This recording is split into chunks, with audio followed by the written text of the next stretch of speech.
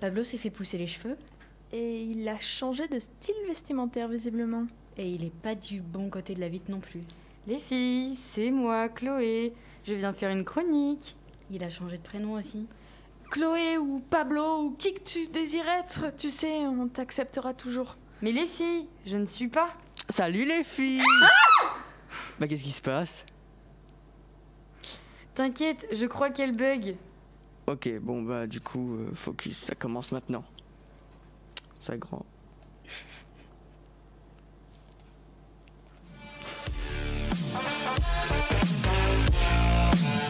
Au lieu d'essayer de faire de la littérature, tu pourrais peut-être m'aider à trouver une solution. Vous avez de la musique là? Merveilleux le cinéma. Il me demande mon avis sur l'actualité et je lui donne. Je crois qu'on est complètement focus là. C'est bon, ça va mieux? Oui, je crois qu'on a un peu gaffé. Bonjour à Sur tous. tous les points. C'est le cas de le dire. Bonjour à tous, chers auditeurs, chères auditrices, vous êtes bien en train d'écouter l'émission Focus sur Delta FM. Aujourd'hui, nous avons droit, encore une fois, à une majorité féminine que nous renforçons à l'arrivée d'une petite nouvelle. Chloé, de quoi est-ce que tu vas nous parler aujourd'hui ? Aujourd'hui, je vais vous parler d'un texte que j'ai pu écrire lors de mon road trip cet été en Croatie et également du livre de Léna Situation qui est disponible aujourd'hui. Très bien, mais ne vous en faites pas. Majorité féminine ne rime pas avec unanimité féminine. Enfin, si un peu, mais puisque nous retrouverons notre cher Pablo. Quel élément de pop culture vas-tu présenter ? Aujourd'hui, je pouvais pas passer à côté de parler. Oui, c'est très français ce que je dis. Je ne pouvais pas ne pas parler de Damso avec la sortie de son album QALF qui est sorti la semaine dernière. J'ai envie de te casser sur cet album, mais... Et je crois qu'on est au minimum 2. C'est ça.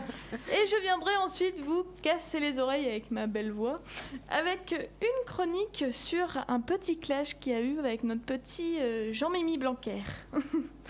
Et enfin, nous terminons par toi, Louise. Dans quel état d'âme t'es-tu plongée ? Alors moi, je vais faire une petite chronique poétique écrite un peu au milieu de la nuit. Eh bien, je crois que je n'ai plus qu'à vous souhaiter une très belle émission et laisser ma place à Chloé. Salut les gars, j'espère que vous allez bien, bienvenue dans cette nouvelle vidéo. Et oui, c'est bien la réplique quotidienne qui résonne au début de ces vidéos. Vous avez bien reconnu, c'est Léna Situation. Elle a sorti un livre qui est disponible partout près de chez vous. Je sponsorise au passage Cultura. Le titre de son livre est Toujours plus, plus est égal plus, un concept qui l'inspire au quotidien, qui attire les ondes positives. Le plus attire donc le plus. Aujourd'hui, je vais vous raconter un poème qui a été écrit par mes propres soins lors de mon road trip cet été en Croatie.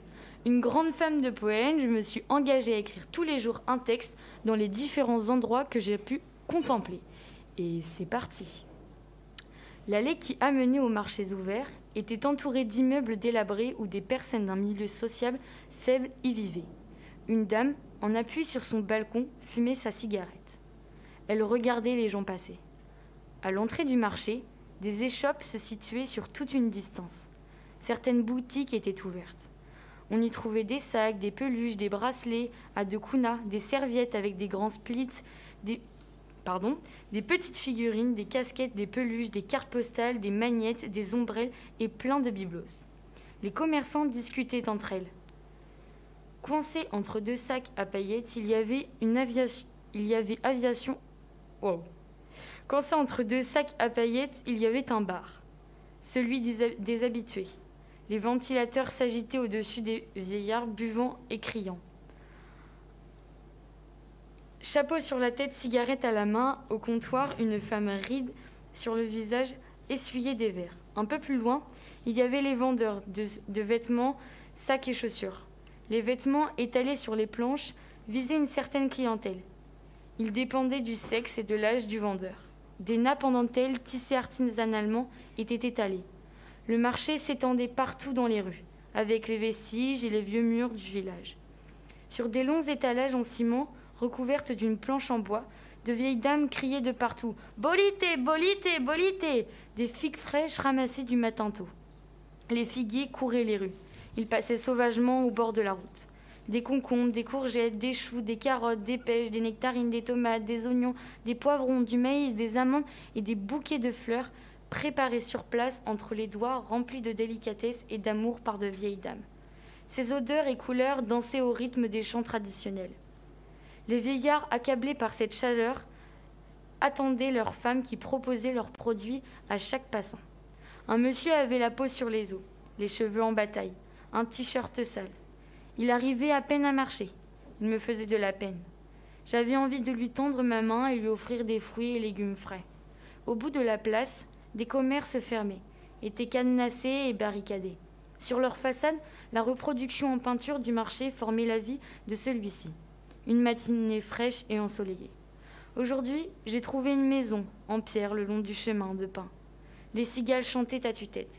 Pour descendre à la crique, il faut escalader des rochers, l'endroit où nous nous baignons, qui ressemble à un U. Une vue avec un angle large sur le paysage, les bateaux, la côte et les montagnes.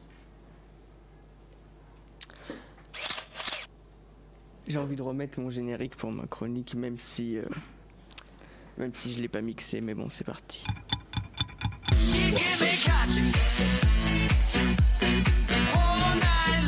I would break a promise to you. Ouais, il se termine un peu brusquement, je trouve. Bref, aujourd'hui, je ne pouvais pas passer à côté de Damso et de son immense succès pour son dernier album, mais d'abord, j'aimerais retracer son histoire. William Kalubi Mwanda est né le 10 mai 1992 à Kinshasa.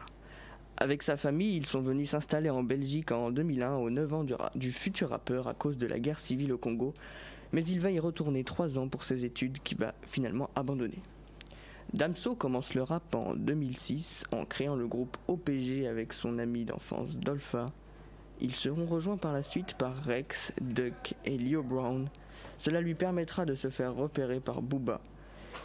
Il va publier sa première mixtape en 2014 intitulée Salle d'attente après être passé sur le dernier album de Booba. La même année, il va sortir une mixtape nommée 3013 avec son groupe OPG.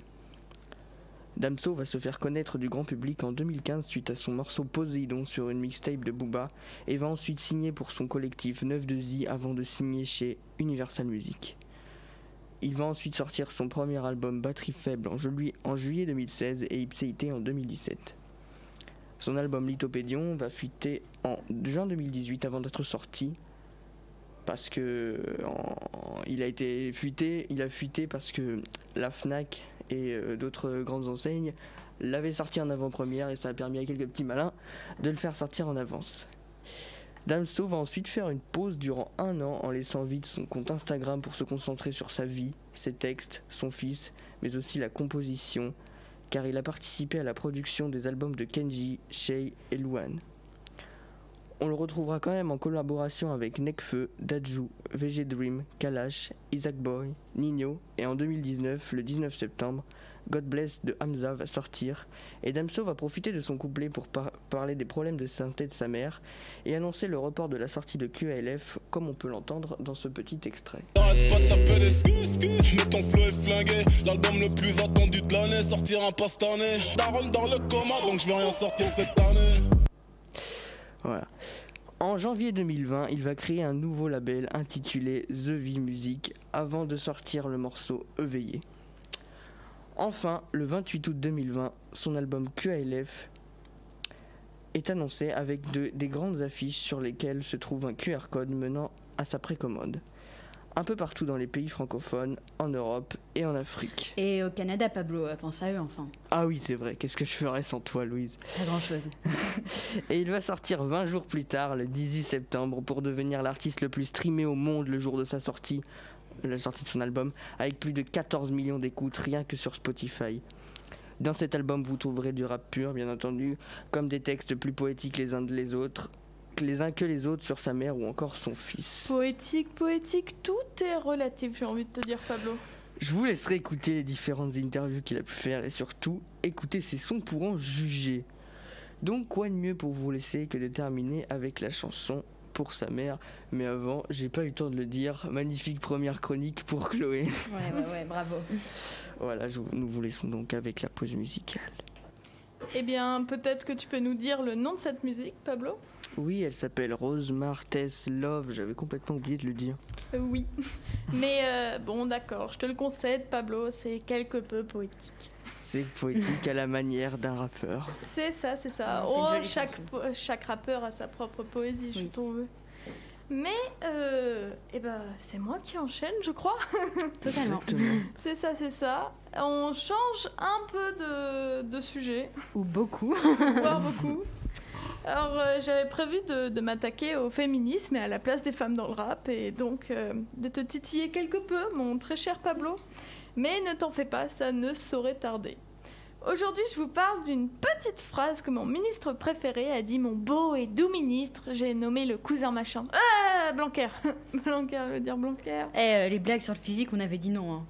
Ou alors tu aurais pu le faire de manière plus subtile. Oupsie, promis, j'arrête. Je disais donc que Monsieur Blanquer, ministre de l'Éducation, a dit il y a une petite semaine que les élèves devraient venir à l'école habillés de façon républicaine. Cette réaction du ministre de l'Éducation vient juste après un mouvement mis en place par beaucoup de lycéens et de collégiens lundi dernier. Ce mouvement a été mis en place car beaucoup estiment subir de nombreuses restrictions vestimentaires. Beaucoup d'élèves, surtout des garçons, dans notre lycée tout du moins, sont donc venus vêtus de leurs plus belles jupes et croque-top pour dénoncer auprès de leurs homonymes féminins ces restrictions et surtout l'hypersexualisation du corps féminin. Blanquer a bien entendu réagi à ce mouvement, notamment en tweetant qu'il estimait que les élèves se devaient de venir en cours habillés de façon républicaine. Comme beaucoup, je me suis donc posé la question, mais qu'est-ce que c'est que s'habiller de façon républicaine ? Pour répondre à cette question, je me suis donc appuyée sur les meilleurs exemples que j'ai pu trouver, et aussi beaucoup sur les divers mèmes qui circulent sur Internet. J'ai donc trouvé une première tenue, celle de notre belle Marianne, seins nus. Alors j'avoue que pour le coup, je suis pas certaine de vouloir me balader la poitrine à l'air. Enfin, je m'enrhume déjà assez facilement comme ça pour ne le renforcer encore plus.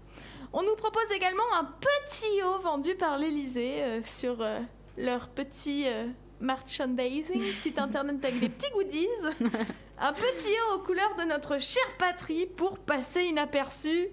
Et y a pas mieux, je vous le concède. Ou encore un bel uniforme type blouse des années 30. Et même si je ne suis pas la personne suivant le plus la mode, j'avoue que là je tique quelque peu. Je te l'achèterai pour ton anniversaire, Lola. Oh merci. Nous avons tous la chance ici d'être dans un lycée au règlement vestimentaire assez libre, même carrément libre. Carrément. Cependant, la semaine dernière, certains professeurs ayant entendu le débat agitant la sphère d'Internet et propos de M. Blanquer ont décidé que ça n'allait plus et sont allés faire part de leur avis à leurs supérieurs. Depuis la semaine dernière, en sport, les filles ne peuvent donc pas porter simplement une brassière.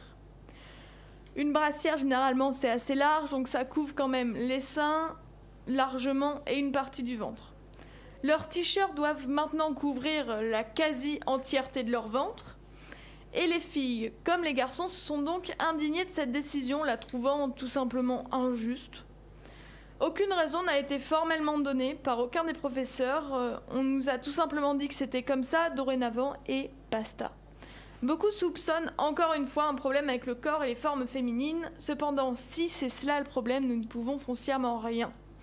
En effet, les jeunes filles, les femmes de tout âge en général, ne vont pas commencer à se faire des chirurgies seulement pour que leur forme n'aguiche pas d'une quelconque façon les hormones de ces messieurs. Et en plus de l'hypersexualisation de la femme, je ne vous parle même pas de l'image des hommes que cela renvoie. Bref, j'ai écrit tout ça aujourd'hui pour la simple et bonne raison que j'en ai marre d'être déterminée par mes vêtements. Parce que j'en ai marre des réflexions, des regards, des jugements, des règles que mes tenues doivent subir. J'ai envie de m'habiller comme je veux, de pouvoir entasser les couches en hiver sans qu'on me dise que je ne suis pas assez féminine, mais aussi de pouvoir me mettre en short, en jupe avec les hauts que je veux sans qu'on ne me fasse la moindre remarque et qu'on me traite de pute. J'ai envie qu'on arrête de se sentir obligé de réagir à la tenue d'une fille, ou bien que je n'ai plus à me sentir honteuse d'avoir peur de ce qui peut m'arriver à cause de ma tenue en me baladant en ville. J'ai envie de pouvoir être libre de mes mouvements, entourée d'autres personnes pour la première fois de ma vie. Sur ce, j'ai fini mon petit coup de gueule. Voilou. Du coup, C'était toi, Louise, je crois. C'est ça. Ah, après carrément, ce moi petit coup j'étais de ok gueule, pour débattre encore pendant mais une si grosse vous voulez, demi-heure. on mais- peut débattre un peu de ça et Ah, de ce que vous en pensez. Parlons-en. hein. Je trouve ça intéressant d'en parler. Mais ouais, puis je trouve que surtout cette histoire de sport, effectivement, l'année dernière, on faisait vraiment sport comme on voulait, donc c'est effectivement une réaction. Mais voilà, totalement disproportionné, parce que justement, surtout que nous, on est quand même dans un lycée assez...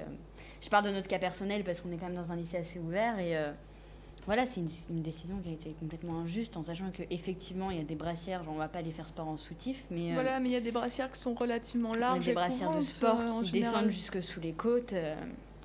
Et surtout, moi, je sais qu'il y a un truc qui m'a beaucoup révoltée, c'est qu'on nous a dit ça comme ça, alors qu'on est dans Oui, un voilà. lycée où on prône la discussion, où on prône tout ça, et je trouve assez Dommage qu'on nous mette devant le fait accompli. Voilà. Et pas que les professeurs de sport essayent d'en discuter avec nous, de trouver des solutions. Enfin, c'est ça, en fait, qui m'a le plus énervée, et aussi le fait qu'il n'y ait pas de raison de donner foncièrement. C'est-à-dire que c'est que des raisons sous-entendues, mais sans qu'on ne nous donne la moindre chose. Et moi, je pense, par exemple, dans mon collège, les filles n'avaient pas le droit de mettre des shorts de sport trop courts et trop moulants, ou alors des débardeurs un petit peu courts ou autres, mais les garçons avaient le droit de faire sport en short et torse nu. Par rapport à ça, j'ai mieux. En début de semaine, ma petite sœur est revenue du collège, elle est en 5e, et elle portait une jupe qui lui arrivait au niveau des chevilles avec un t-shirt lui couvrant tout le haut du corps. Et il était assez, quand je dis transparent, c'est légèrement transparent, et elle avait mis un espèce de débardeur en dessous, et le pion qui était, enfin du moins le surveillant qui était en face d'elle, lui a demandé de lui montrer si elle avait bien quelque chose en dessous.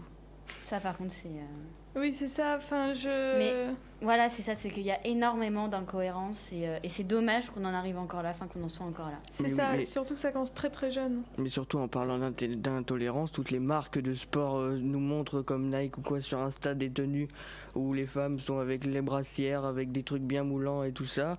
Sûrement, j'en sais rien, pour que certains mecs disent à leur nana, oh regardez, elle est trop belle, achète-toi ça ou je sais pas quoi. Ouais, et après, on l'interdit aux filles de s'habiller comme... les marques vendent leurs vêtements. C'est ça. Et puis, comme je l'ai dit dans ma chronique, je trouve aussi que l'image, parce que c'est une question de filles, mais aussi une question d'hommes, parce que beaucoup, ce qui est sous-entendu, c'est que ce seraient des tenues aguicheuses ou qui pourraient, au niveau des hormones, tout ça, provoquer les garçons. Et je pense que les garçons aussi en ont marre d'être réduits simplement à ça pour un beaucoup. tas d'hormones, ouais. Je pense que t'es d'accord, Pablo, Pablo. à être réduit simplement à des personnes qui peuvent pas tenir leurs hormones, qui peuvent pas se contenir ou autre. Enfin, je pense que c'est pour nous les filles, on est principales concernées, c'est super lourd, mais je pense que c'est pour ça aussi que beaucoup de garçons se sont joints lundi dernier à l'événement, tout ça, et à cette protestation en quelque sorte, parce que je pense qu'eux aussi en ont marre d'être jugés comme ça et d'être réduits simplement à cela. C'est ça, des garçons comme ça, il y en a, mais il faut pas en faire C'est pas une grande majorité. C'est ça. C'est pas une majorité. Voilà, Tout comme il y a des filles qui veulent être aguicheuses, mais c'est pas non plus pas une la grande majorité. Voilà, c'est à la conclusion de ce débat, arrêtez de faire des majorités et arrêtez de mettre les gens dans des cases, quoi. Juste. C'est ça. Stop, on arrête. Ouais. Exactement. Puis je pensais aussi tout à l'heure, par exemple, par rapport au fait de sortir dans la ville, je sais que parfois je m'habille bien, une tenue que j'ai envie de porter, qui me fait plaisir de la porter, dans laquelle je me sens bien, et le regard des autres, si elle est un tout petit peu courte ou si on voit un bout de mon ventre, tout à coup je vais me sentir mal vis-à-vis de ça, et je trouve dommage qu'on puisse pas... c'est pas normal libre. que notre façon de s'habiller devienne un geste militant, en fait. C'est ça. Oui, tout à fait. Bon, c'est ça, féministe jusqu'au bout. Exactement. C'est donc à toi, Louise, de nous présenter ta chronique, c'est ça, et de continuer. Chronique surprise. Chronique ça. surprise. C'est une surprise. Et c'est pas du tout pour dire que je me suis vraiment changée d'avis au milieu de la nuit. Non. Parce que, en fait, voilà, aujourd'hui, pour la première fois depuis longtemps, je me suis laissée complètement dépasser par mon sujet. Incapable d'écrire ce que je voulais vraiment dire, je me trouve donc sans véritable chronique. C'est un peu particulier, cette sensation de trop-plein et de pas savoir comment l'exprimer. Je crois que cette fin de mois de septembre et ce retour de pluie nous met un peu tous dans un mauvais début de mood hivernal assez infernal. Alors, viens, on part. On s'en fout. Ou plutôt, on arrête d'en avoir quelque chose à foutre. Viens, on voyage maintenant. On prend un sac à dos et on y va. À des kilomètres tout près d'ici. Juste loin des courtes philo et des ragots de couloir. Viens, on profite. On regardera le ciel, la rivière, les oiseaux. Juste des trucs à garder en mémoire. Viens, on dort plus, on n'a pas le temps. Le monde est trop grand. Trop de choses à vivre, à sentir, à toucher, à voir. Viens, on y croit. On se dit que tout est possible et on fonce tête baissée. Viens, on se fait confiance. On laisse nos doutes de côté. De toute manière, qu'est-ce qui peut bien nous arriver? Viens, on prend des risques. Des tout petits risques. Des risques dont on se souviendra. Viens, on arrête de trop penser. On saute, on rit, on crie, on chante, parce que de toute manière, on y arrivera. L'univers est de notre côté, on a juste à s'en persuader. En vrai, tout peut arriver. Viens, on arrête d'attendre. On fait un effort et on sort de notre zone de confort. Viens, on ose, on va chercher tout ce qui doit arriver au lieu d'espérer. Viens, on occupe tous ces instants superflus. On remplace les « et si » par des « et oui ». Viens, on réalise nos rêves et si on se loupe, bah pas grave, on se relève. Viens, on accepte de bosser dur, on arrête d'avoir peur du futur. Viens, on se réveille. Viens, on assume. On met le regard des autres à la poubelle et on prend les choses comme elles viennent. Viens, on arrête de réfléchir et on fait sortir tous ces mots, ce flot de pensées au galop. Viens, on prend simplement un thé au lieu d'aller en soirée et on admet ce concept abstrait qu'est la réalité. Viens, on prend le risque de se montrer tel que l'on est. Je te jure, on n'est pas si ridicule. Viens, on se fait notre propre idée du bonheur et on assume. Viens, on vit. Mais genre vraiment. À plus de 200%. On arrête de tout contrôler et juste on se laisse aller. Viens, on ferme les yeux et on reste là. Juste à profiter de la chance qu'on a. Juste un instant, le temps d'un sourire. Viens, on devient acteur de nos vies et surtout de nos envies. Viens, on danse sous la pluie. Et même s'il pleut pas, on dansera. Viens, on part, viens, on y croit. Viens, on arrête d'attendre. Viens, on assume. Viens, on vit. Juste on vit. Wow. Attendez, je mets une petite virgule quand même. Mais merci beaucoup, Louise. Perso, j'ai failli pleurer. C'était vraiment bien. Ouais, c'était vraiment génial. Beau Et je suis pour le thé au lieu d'aller en soirée. Un thé, un plaid, c'est tout ce qu'il me faut. Oh, une petite soirée de temps en temps quand même. Moi, Ouais, je dis pas non. je suis d'accord. Moi, je suis Ouais. team thé aussi. Oh, un thé en soirée. Voilà, un thé en soirée, carrément. Un thé en soirée. Est-ce qu'on peut conclure notre émission là-dessus? Sur Oui, un je temps en pense, soirée. un thé en Sur un soirée. thé en En soirée. crop top. En crop top. Et en Exactement. brassière. Et en écoutant du Damso. C'est parfait. Et En bah, Croatie. Et là, ça me on a fait le tour. Et bah, donc, on va vous dire au revoir, chers auditeurs, chères auditrices. Bon après-midi à tous. C'est ça, c'était Pablo, Louise, Chloé, Lola pour Focus sur Delta FM. 90.2. C'est ça. Au lieu d'essayer de faire de la littérature, tu pourrais peut-être m'aider à trouver une... Focus, là.